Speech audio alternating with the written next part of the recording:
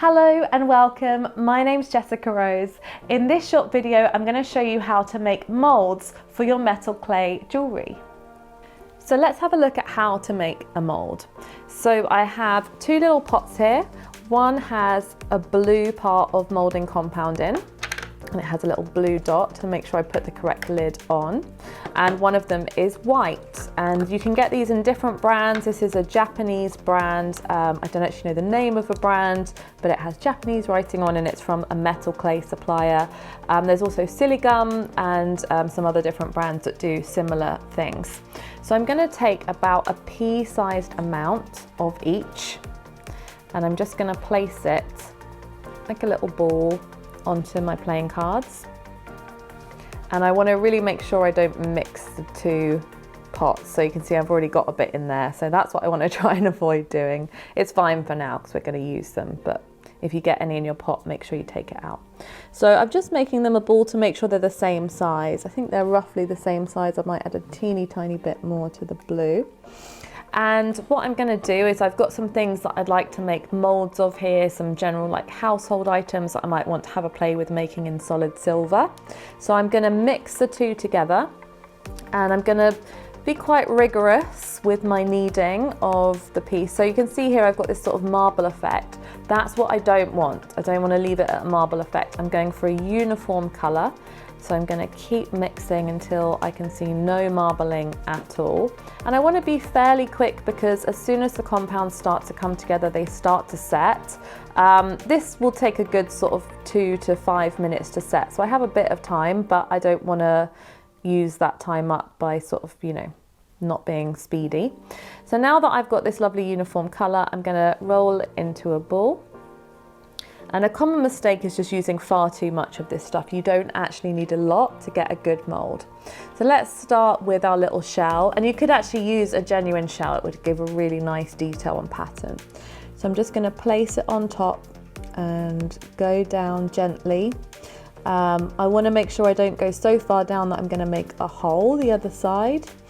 And I want to make sure that, depending on what I'm going to make with this piece, do I need to gently edge the sides up or do I want to make them nice and flat? I think I want to make them nice and flat so it's very easy to access. So I don't want this kind of bubbling around the edge. But other than that, I'm really happy with it. So I'm just going to leave that for about 2 minutes and it will set and go rubber. And what I can do is come back to it in a minute, and if I put my fingernail in, if the fingernail stays, it means it's not set yet, it needs a bit more time. But if it bounces off and it's not there, then it means it's set. So let's have a go with another one. I'm just going to put that one to the side, and I do them on playing cards because it just makes it very easy to move it around. But you could put it on anything really, anything you feel comfortable with. So I'm going to do a little bit of the sword one next. So exactly the same. So I'll just sit down for an afternoon and just, have a play with bits around the house or things that I've collected, and get some really nice textures, get some really nice moulds. So I'm happy those two are similar size, so I can go ahead and mix them together. It's very satisfying to be able to make your own moulds. And obviously we use these for jewellery making. Mostly we use them for silver metal clay, but you could use them for anything. You could put bits of resin in, you could use them for polymer clay, like Fimo type jewellery. Once you know how to make the moulds, it's entirely up to you. So I'm just going to then roll my ball. So because this is kind of a different shape, I am going to start giving myself a hand by just patting down roughly the shape that I am sort of going for, because I do want to make sure I've got enough room for it. And then I'm just going to place it down. I know it's going to go out a bit, so I'm going to have enough. And again, I don't want really these big bulges coming up because they're going to be harder to work with later. So I'm just going to pat those down. So I don't have the end of my sword. I might have needed a little bit more for this one if I wanted to get the end in, but I'm just going to go with it. It's still a nice little texture and pattern. If you're unhappy, you can obviously take it up again. Round here I can see it's come out a bit, so I'm just going to adjust that in. Lovely, and then I'm going to leave that one there. So let's have one last go with one more. I'm going to do that cute little bird, I think. So again, it's a slightly larger one, so I'm going to go for a little bit more. But you don't want to be wasteful with this stuff. It's very easy to get a huge chunk out and then feel like, oh, I really didn't need so much. Okay, it's pretty close, a little bit more of the white, and I'm happy to go ahead and mix. So you can see it's a lot of fun, very easy to do. Our first one should be ready soon, so I'll be able to show you that. And yeah, it's great to just have like a whole box full of molds that you can use and get creative with. And if you're making collections of jewelry, it's really nice because you can start with one element and kind of use it for necklaces, earrings, bracelets, rings, whatever you like. All right, let's give this one a go. So again, I'm going to try and like emulate the shape just a little bit to begin with to give myself a head start. And I'll push this little bird in. It's very cute.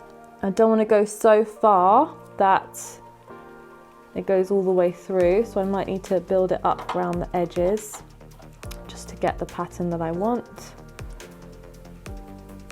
But I'm pretty happy with that, so I'm just gonna leave that one to dry.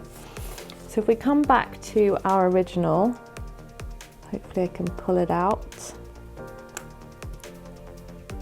Still, it's not 100% set, but I just want to show you.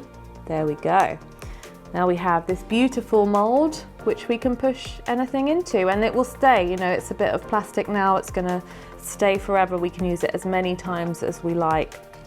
I'll see if I can also take out, I wouldn't normally take them out just yet, but I just want to show you the effect. That was the sword one. And let's have a go with the little birdie as well. So yeah, I'd highly recommend leaving them in until they're set and then pushing them out. But just for the sake of the video, I kind of just want to show you the sort of effect you can expect. There we go.